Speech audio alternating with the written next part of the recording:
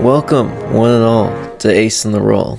And today it's just two of us today, since in the last episode, at the very end, Blubble drifted off to sleep, dreaming about possibly trauma, maybe just the past, maybe it's perfectly fine. We're about to find out. The Blubble special, everyone. Yeah, it's the Blubble special. So, today, as you've kind of faded off to sleep, you kind of begin this dream or vision, about 20 years ago, and, you would see yourself in a small amphitheater cavern, where there's a bunch of gnomes on some of the higher up areas of the cave, and steam is rising from the center as a hot spring of water bubbles up and flows around a flat rock in the center of this room, with a deep gnomish woman laying on it, who looks to be kind of bruised up along like the arm and leg on one side, and standing over this person who's laying on this rock, you can see your father. It has his hands out and is casting some kind of magic on this injured person, and all of the gnomes are gathered around watching this. And is there anything you'd like to do on this opening scene? I think it would be best to not disturb him, but can I history check to see if I know who the injured woman is? Yeah, sure.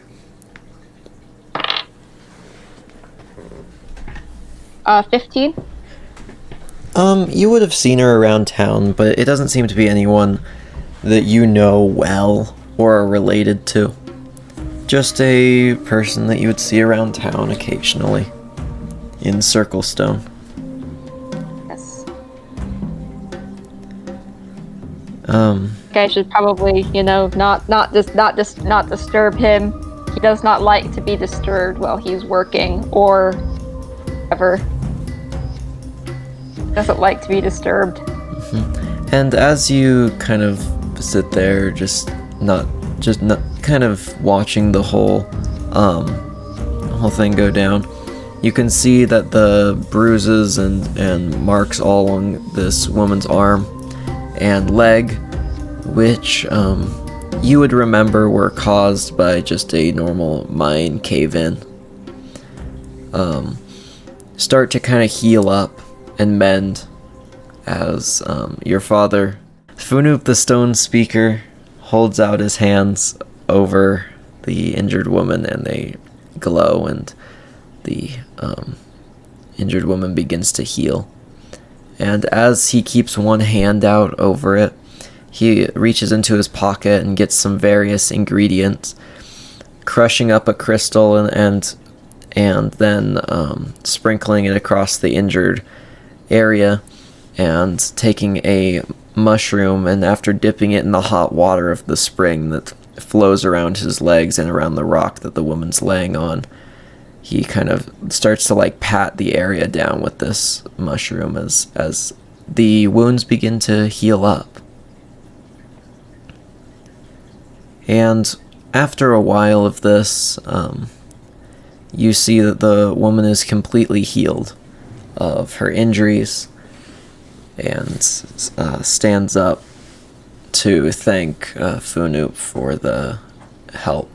And people start to kind of file out of this chamber as this ceremony has concluded, leaving Funup the Stone Speaker, the village shaman, and your father, who are all the same person, even though I kind of said that in a way that made it sound like different people, just kind of standing in the center of the water as it flows through the cavern. It kind of trickles down from one side and runs through and then disappears into smaller tunnels on the other side.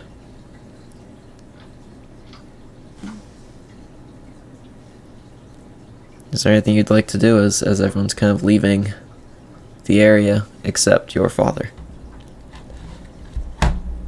I'm gonna hang back, of course, and just like, gently nod to the other villagers. And you get some like waves and people say their goodbyes as they kind of head out into the main area. This area is very nice and warm, as kind of like the steam floats up and is visible in the light of some glowing bioluminescent plants that hang around the area. You hear some kind of people talking, and a couple that seem like annoyed or angry outside. But nothing too out of the usual. Like, glance at my father and see kind of what his reaction to the annoyed people is. He looks a little bit puzzled and picks up his cane, which was leaned up against the rock in the center. And you can see it's beautifully carved from a solid piece of stone, with crystals that have naturally grown still attached to it, as if it was just a stalactite or stalagmite with crystals on it that had been sheared off and then carved into a more elegant design. And he kind of starts making his way toward the door, a little bit confused. And I will just kind of... I was just gonna say, I'm gonna follow gently behind him. As you do, before you two get to the door, you see a man kind of walk in. He's got a little bit of a disheveled beard, a backpack, and you would recognize this as Wilvin. And your father does not look happy to see him.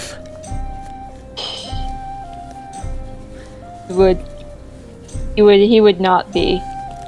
But at this age, he wouldn't be well versed enough in the family drama to really know about why Wilvin was resented. That kind of thing was always kind of kept under wraps, not spoken about. So I will say hello to Wilvin.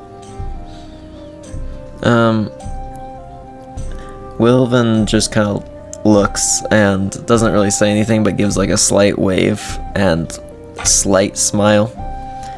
But he turns his attention back toward Funup, the stone speaker, and before he has a chance to say anything, your father says, "And why are you here? I thought you said you weren't ever coming back here. Have you finally given up on that silly little revolution?" Wilvin just kind of looks like he doesn't look too hurt by that, but still like annoyed and a little bit like just it seems like he's heard this all before kind of thing, but he's still a little bit annoyed by it. I came to ask a favor. And what might that be? I think it's best if we go out into the town square. And you see Funup and Wilvin start to walk out into the town square, which isn't really a square, but Or just like a large chamber. yeah, kind of just a weirdly shaped chamber. To follow them a little bit sneakily, because I don't know if this is information I'm supposed to be hearing, but I really want to hear it. Mm-hmm. As you kind of walk out, you can see that those same hot spring streams run through this area, and small bridges kind of connect a lot of the areas of this square, and a lot of them converge in the center and branch out in kind of a circular canal that goes around a kind of stone pedestal in the center with just a completely stone sphere that sits on top of it and kind of glows with little orange and reddish crystal inclusions that almost seem to flicker. There are some other similar crystals in the area, but they don't really flicker with the same light. And Funoop and Wilvin kind of start to walk around this area. And if you're going to kind of try and eavesdrop on what they're talking about, I need you to make a perception check. Okay. Because they're not exactly talking loud. 11. Okay.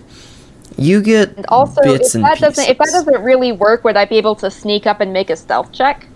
Yeah, you could. You do get bits and pieces, though, even without a stealth check.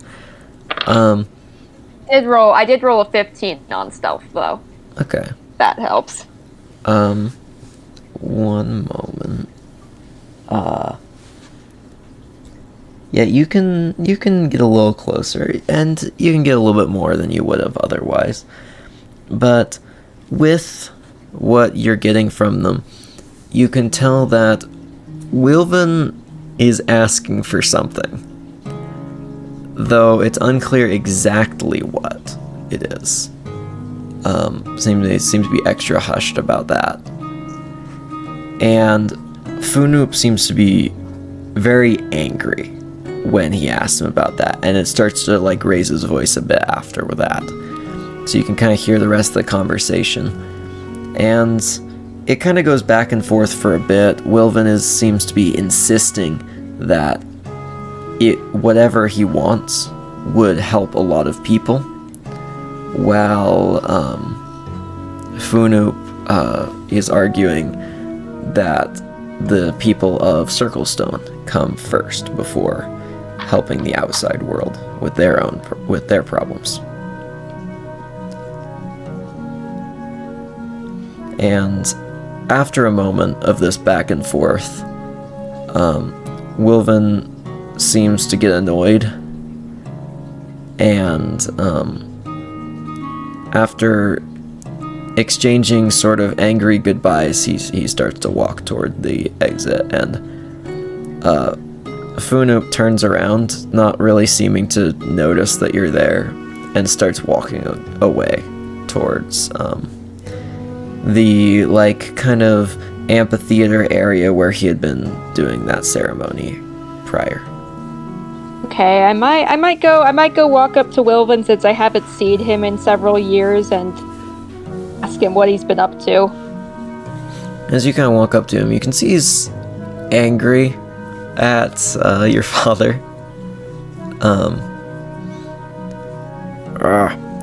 Blubble, it's been a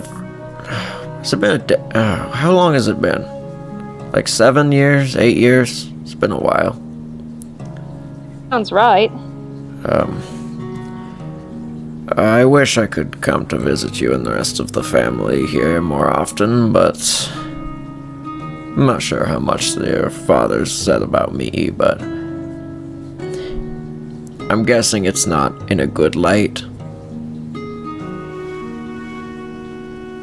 Well, speaks about you very little, but what it sounds like, he doesn't speak about you as if you're his brother, so it always has worried me.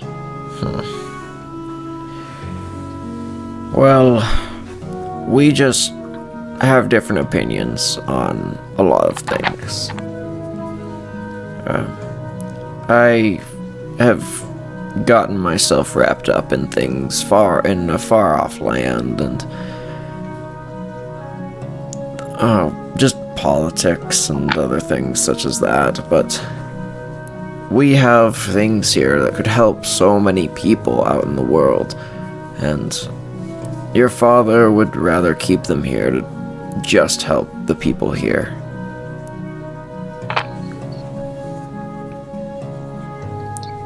Well, do we really have enough? Because It always seems like the chieftain is saying how little resources we have. Is that really true? I don't know what has happened in the last decade or more. Probably 3 to 4 decades now. I haven't been as well versed. But we have more than a lot of people out there. We don't have much, but we have enough that we can help the people with less. And I think it's our duty to do that. And to help anyone we can.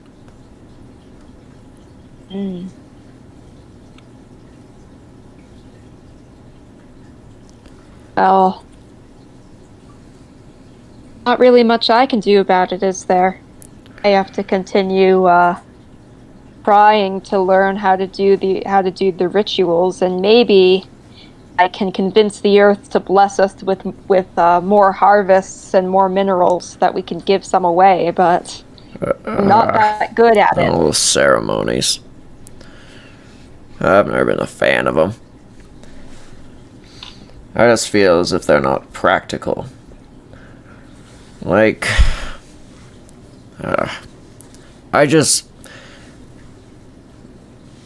as I said, my opinions to your father differ drastically.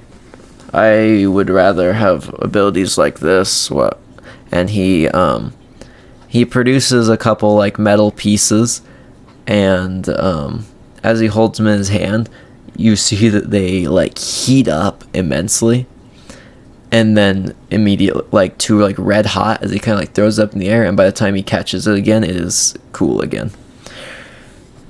I'd rather be able to invent things to help people. Bubble is absolutely mind blown by this. He's so excited. He's never seen any kind of... He's always been around magic with his dad, but he's never seen anything like this before. Ah, I like that, huh? You know, maybe you'd learn it someday, but I doubt your father would be happy about it. It's not exactly religious magic. I don't think I will. Sometimes I feel like I can't make him happy no matter what I do, so... And at this point, Wilvin would be almost to the exit of the town.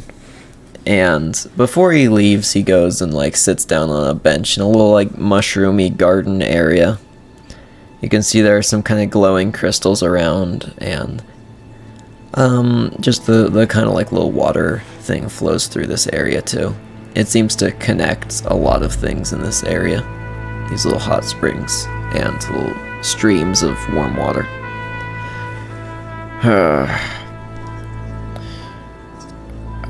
I should probably come clean while I'm here. I need something from your father, and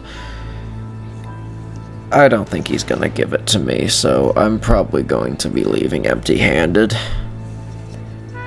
But, I mean, you've walked past all your life, and he kind of points to that center area of town with the little pedestal with the stone, like, sphere on top of it. I was going to ask if I could get that, but apparently it's got too much religious significance, and supposedly it would be bad luck. Yeah. Founding stone, if it were removed, our town wouldn't be able to survive. Yeah, it does. It is a source of immense heat, and I think I could harness that if I were given the time. Maybe even replicate it, but that may be beyond the scope of what a mortal could accomplish. Perhaps. Well, Uncle Wilvin, I have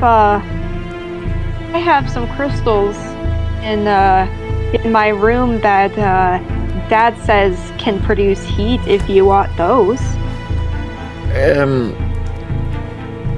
I would accept your offer, but I needed something with a little bit more... I'm gonna come clean. I need destructive capability. I want to try and release a massive amount of energy from it like all at the same time, instead of it slowly seeping out. Theoretically, it's an infinite source, but he's worried about it not being that. What are you going to destroy? There's people out there that would... How do I put this? They try and use other people to benefit themselves, and have done this for so long and for so many decades that there's not much that can stop them anymore. So I need something that could actually kill one of them. Permanently. Wow. It's a nasty business, but it's a necessary one. Always wanted to go to the surface one day. Is that what everything's like on the surface? Not everything. There's many good people. Just, there's some bad ones that are pretty bad. And it's not looking like the good ones are winning at the moment. But that's why I'm out there. Giving the good people a chance. Why does it have to be you? Because no one else has stepped up. At least, not enough people. Others have joined and died for the cause, and we just always need more. It's never enough. But someday, I'm sure. Will's gonna think about that for a moment, and then he'll look up again and ask, "Oh, Wilvin? Yeah. Are the people on the surface really super tall?" Yeah. Like they say the other kids say that they are, but I don't believe them. Yeah, some of them are incredibly tall. I met this guy who was like at least 8 or 9 feet tall. Like, wow. Insane. I mean, that's why they say foot too. Like, and it's always like twice the length of an actual foot. It's because it's measured in theirs. Oh. They have big feet. Oh yeah, they're massive. And about then, you guys would hear a scream from down the tunnels, not inside the city, but outside by a ways. You could just hear it reverberating through the tunnels. It's very faint. Wilvin immediately jumps to his feet and grabs his gun. Will's gonna kind of nervously fall behind. And this might be something to add for the viewers. And I think that, Archer, you already know this. Blubble is like 15 right now, which would be like 9 or 10. Actually, proportionally, 15 is actually when is essentially maturity for deep gnomes. Yeah. Maybe it's so like 18? Maturity, but he's still. I was kind of thinking he's a little bit, still naive. A little bit emotionally childish. Yeah, but maybe physically. Yeah.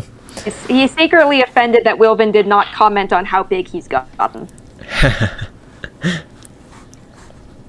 Wilvin just starts, he goes completely quiet and has his gun out in one hand, and you see him, like, touch his hip where you can see that there's a dagger slung, just to, like, almost check that it's there, and starts making his way down the tunnel kind of slowly out of the city.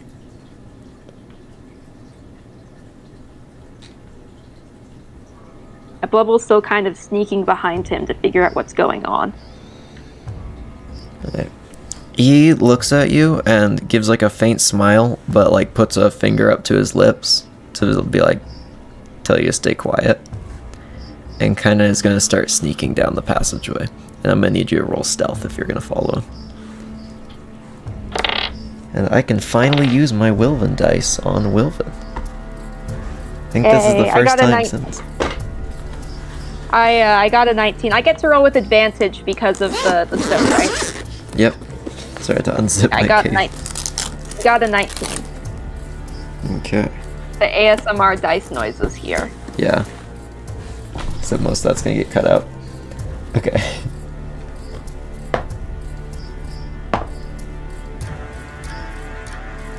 Okay. He got a pretty good amount too. And I'm gonna roll for what you guys are sneaking up on. Ooh, he actually has a modifier. Okay. What did you get again? It was 19, right? 19, yeah. Okay. You guys round the corner. And you're actually a little bit sneakier than Wilven is, because he's got his weapons out, and he's got a few extra, like, things on him. He's got, like, a backpack. As you come around the corner, you can see a gnome being held up in the air by a very pale creature with black armor, with, like, bones added to its armor. You can see that there is a second gnome dead at his feet, and he's holding up another one, like looking at it, and he's got a big blood-covered sword in his other hand. And I will send you what this looks like. This is not art that I made. This is the official D&D art for this creature. I will send that over right now and show it up on screen. Okay, I see it. So you can see this clearly undead monster has a gnome by the throat and is just almost like studying them for a moment, and then throws them to the ground and they skid across the stone, clearly injured, as it looks around. And you see that the gnome on the ground tries to get up as the creature looms over it with a sword. And it just kind of stands over him. And you hear it say something. But if you want to find out what it said, you're going to have to roll perception. Oh, 5. Okay. You can't hear what it said, but the gnome, is touching his throat where he was clearly hurt by that tight grip of this creature, and starts pointing the way toward the town. And Wilven puts a hand out and presses you against the wall, and presses against the wall himself, covering both of you from view. And this armored figure starts walking down the hallway. Also, this guy is about 6 foot tall, maybe a little more, maybe 6'3", 6'5". So he's nearly twice you guys' height. And he's just kind of clomping down the road towards you. Except he doesn't seem to see you guys yet.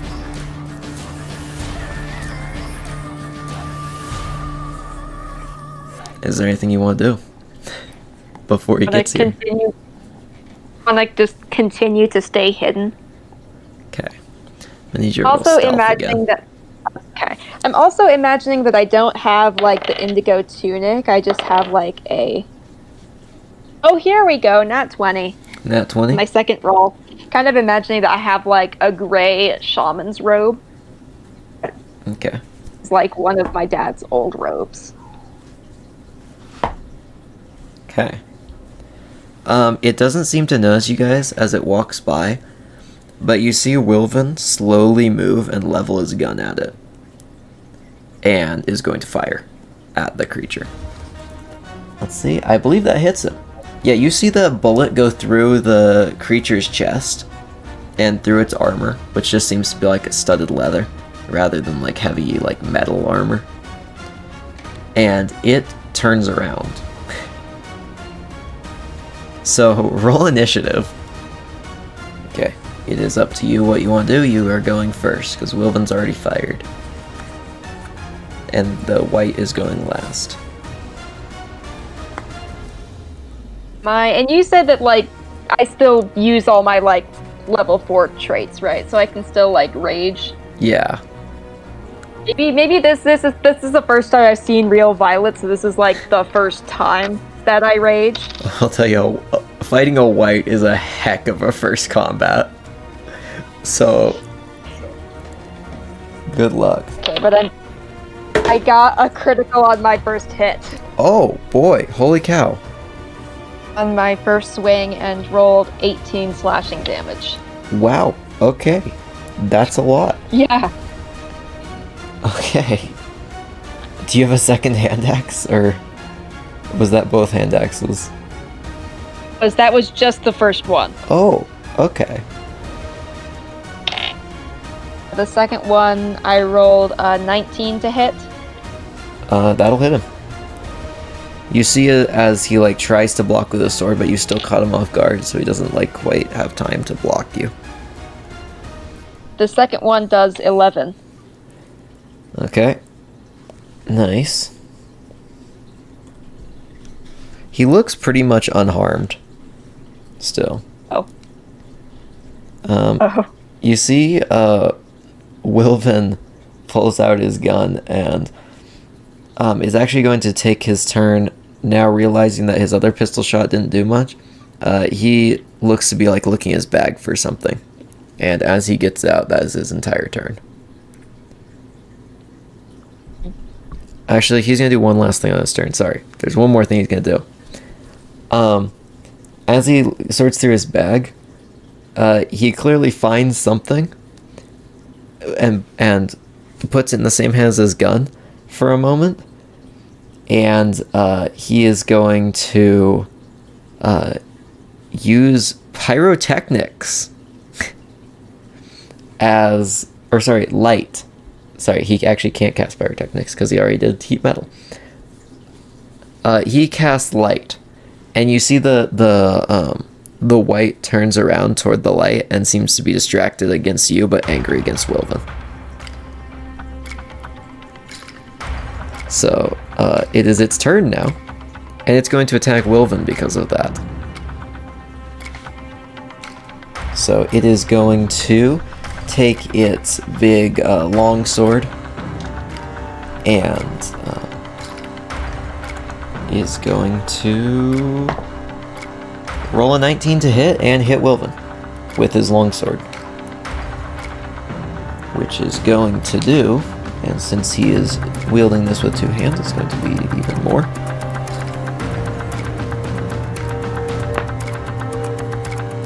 Okay. You see he slashes Wilvin across the chest. And it looks like it hurt him, but you can see Wilvin, like as it cuts across his chest, you do see sparks, and you can see that it looks like he was wearing at least some metal plate under his jacket. So he doesn't immediately just get bisected by that swing. And that did a significant amount of damage. Okay. And it is going to take its second attack. And you see its sword seem to like... It almost looks like it glows, but like in reverse. Where instead of casting light on everything, the shadows on the blade and around it seem to like lengthen and darken. As he goes for a second swing at Wilvin. And he hits again. And Wilvin has to make con save. And he passes with a natural 20, so he's fine on that part. But he's still going to take max damage, and that you do not get to know how much that is. But it is a significant amount. Okay, Back to your turn. So I know Wilvin can't die because it'll mess up the timeline, but Level does not. This is a Level does not dream, know so that. technically I can have Wilvin die and you can just fail. Oh, I thought this was a flashback. Not... It is, but sometimes Okay. dreams can be based in history. So it is mostly that- true, but that- I can that still throw plot twists at you. That makes sense. At least I've like already grieved his death once. Like that. Okay, I did roll a 23 to hit on my first hand axe attack. Yeah, that'll hit him.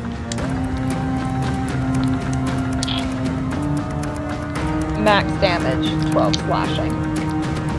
You are doing really good in this fight. Second hand axe, does a 12 hit? No, it does not. This time, as you hit him in the back. Myself. I was gonna say, like, I'm trying to imagine myself being like awkward with the axes and almost like toppling over. Yeah, as you try and hit him the second time, he like turns around, you like slightly miss him. And like, as you do that, he like kicks you dead in the chest, knocking you backwards. You just see him like snarl with those like sharp teeth, those like little sharp jagged teeth. And now it's Wilvin's turn. And you see the white grabs Wilvin by the neck and starts holding him up. And Wilvin's going to take shots at his chest while he's being picked up. The first one does not hit as he's like being restrained. The second one does hit. So you see him like miss the first shot, but he's able to like wrestle the gun away and shoot him dead in the chest again. Which does a significant amount. Let me just check how much. He rolled high. That's pretty solid. Can't tell you how much though. Okay. That will be that much HP. Okay. Now it is the white's turn. Still holding Wilvin. He is going to just, as he has him in his hand, slam him against the ground, and then he's going to immediately go for a like swinging longsword attack that might hit either or both of you. Okay. Is that like a dex save or? Nope, it is just a roll to hit. Okay. I'm guessing your AC is below 18. Yeah. Yeah, okay, he hits both of you. He like slashes Wilvin, and you hear the clang of like his plate that he's wearing underneath his coat, and it knocks him back, but the sword still goes and cuts you. And that is going to do... Oh, actually, you need to make a Constitution saving throw, since his sword is all like I dark. do need to make a save. Well, only if it hit you. If it missed you, it wouldn't. 20, not natural. Yeah, that'll be enough. Wilvin also, actually, is fine.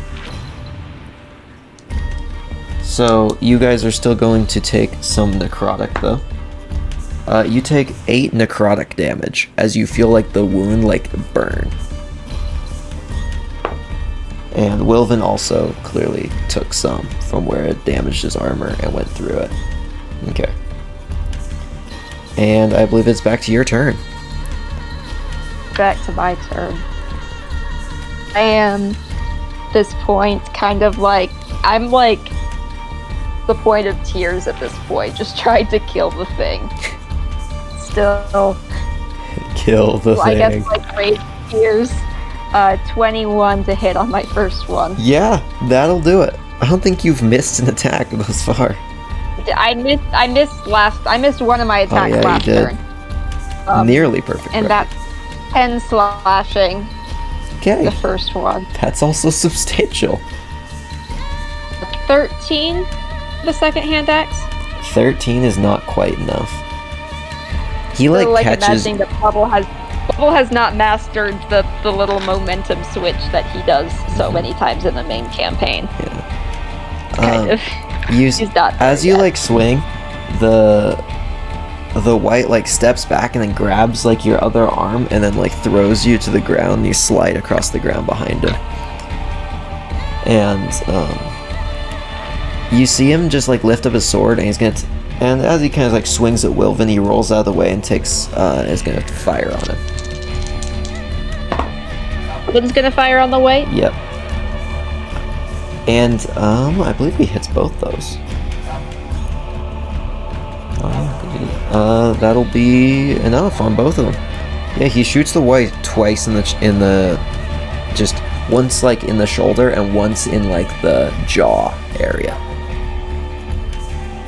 It seems to like burn around the wound where he hit it this time. And now it's the white's actual turn. And it is going to try and slash Wilvin and then you. I believe that hits Wilvin. No, it actually doesn't. Wilvin's able to dodge out of the way.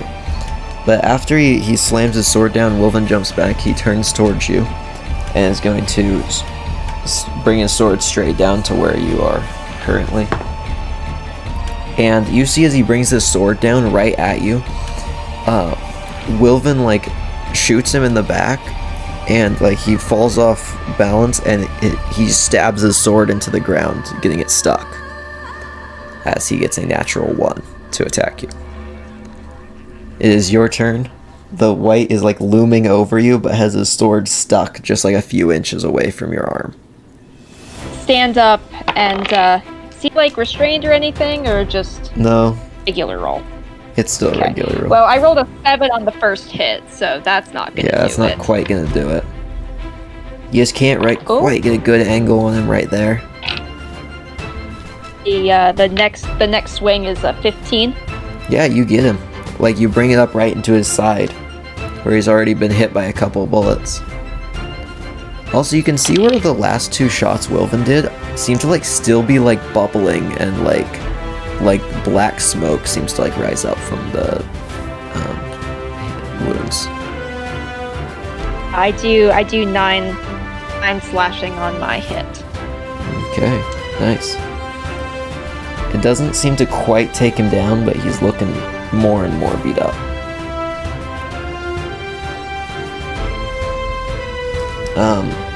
Right as like he pulls his sword out and he's about to like bring it towards you, Wilvin's gonna make some attacks on him. And one of them is a natural 20. You see like this white is about to like bring a sword down on you, and another bullet hits him in the leg and he starts to drop down. Another one hits him in the back of the head and he falls to the ground nearly on top of you. And he just like puts one hand towards you but doesn't quite reach you. And now it is going to be your turn. Since the white was nearly incapacitated by that, he is just not going to be able to do much with his turn. Okay, my first, gonna swing with the hand axes again. My first hit is a 20, not natural. 20 not natural? Okay. Yeah, that'll definitely hit him. And that will do slashing. Swing around with the second hand axe. How many slashing? Oh! The first one was 8. The second one definitely also hits because it's a 23. Yeah, that'll do it. That one does 11. Okay. How do you want to kill him? Well, he's just been shot in the back of the head, but he's still going and he's about to attack you, and then what do you do to kill him? I'm kind of thinking that is his sword still stuck to the ground? It is. Well, kind of slices through that arm with one of the axes and then stabs him in the chest with the other. You see the white hiss and scream for a moment before it almost rears up and falls backwards to the ground, and it starts to almost wither away with that black smoke, almost starting from that last wound and the ones that Wilvin had more recently shot into it, like the one in the back of the head and shoulder and the ones that he had shot from the front earlier. All of those more recent holes start to smoke as the white dies. Once again, since it is undead. Yeah. It's deader now. Yeah. Wilvin rushes over to you. Are you okay? I'm like, I the nod, but I'm like completely like devastated. I'm like shaking and crying in his arms. He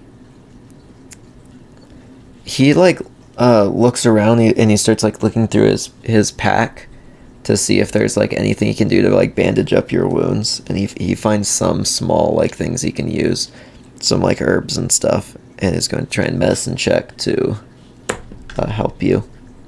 He gets a natural 20. So like he's able to numb the pain completely with the items he was able to get out and quickly mix. Heal me HP or just not quite. It's more flavor. Okay, that's fine. I wasn't sure if I needed to do something. I'm so sorry I don't even know what to say. Well, Dad was teaching me how to cut down and chop the gray log trees for bonfires, and I guess I think it's good for chopping these guys too, the tall guys too.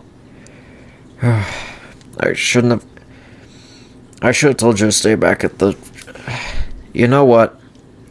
You did pretty good. You killed him, in the end. Well, at least you don't have to feel bad about killing him. It's not a living thing. It's a monster.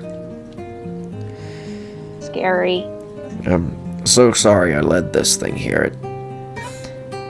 I thought I lost him, like, a couple of days ago, and I guess not.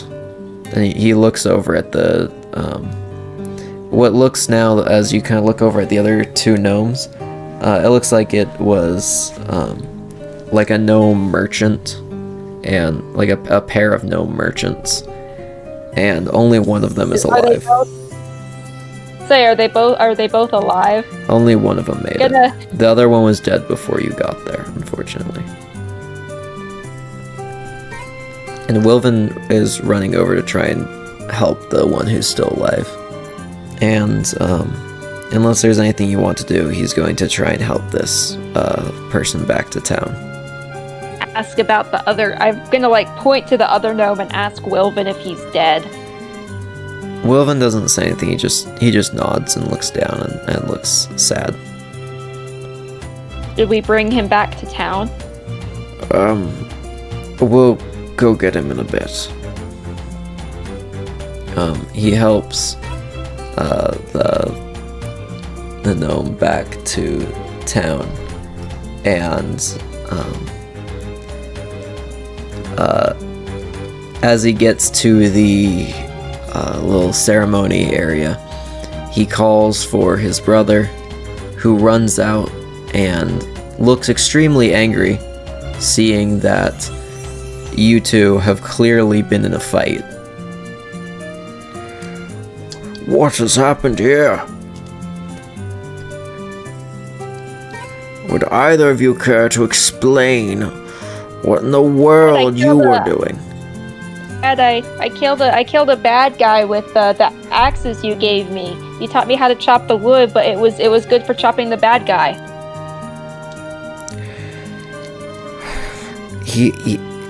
Funup looks furious and looks at Wilvin, who doesn't seem to want to make eye contact. I heard screams, and when I went to investigate it, Blubble came along and helped me fight a wight who was attacking merchants outside the city.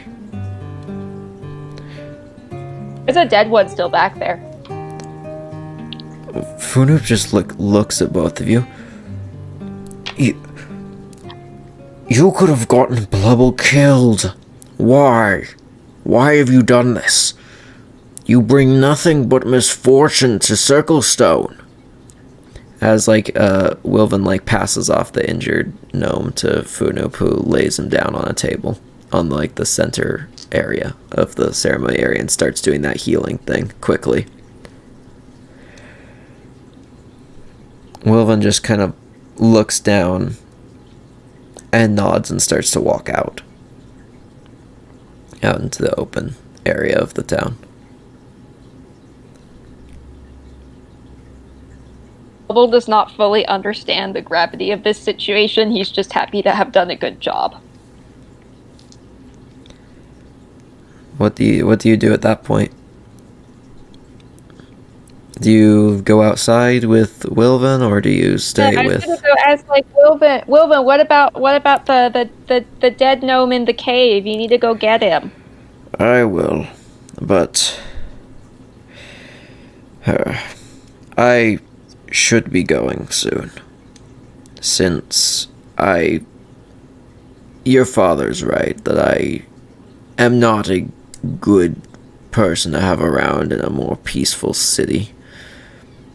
I have a lot of people who I know you're not going to understand fully yet, but someday I think you'll understand what it's like to actually, I would hope you wouldn't, but unfortunately it's a hard reality that sometimes people want you dead. And I have many such people. And he just kind of looks out. Don't speak too soon about people wanting me dead. Blubble still does not understand the gravity of this situation. Dad hasn't given me his talking to yet. We can't say for sure. You know, you're a good fighter. Wilvan hands you a little trinket of some, like, teeth of an animal. They look to be of, like, a mammal. Just a smaller mammal. If you ever decide that you are looking for some place to go, or if you ever want to see me, since I don't think I'll be welcome back here, He gives you a like a note with, like, some instructions written down on it. ask a courier to send a letter with these instructions, and it will find its way to me. And if you ever, in years to come, decide that you want to come up and visit, I'm sure Bee and my wife would love to see you. I nod excitedly. He kind of nods more solemnly and goes to go retrieve the gnome who was killed by the white. As Funup walks out with you can see he has some of his stuff for ceremonies and, like, grabs you by the shoulder. I don't want you hanging out with that man anymore. He shouldn't be here. He's leaving now. I think that's better for all of us. And I think with that, we are going to conclude this little mini episode. Also, Blubble actually levels up for this. The other two will level up in the next episode once everyone is rejoined. Okay. Well, thank you all for watching this episode of Ace in the Roll. We will be rejoining the main party on their quest to find the Warlock of the Mountains, Soren Lazuli, in the next episode. So stay tuned for that. Thank you, everyone, for watching, and we'll see you in a future episode. Bye, everyone.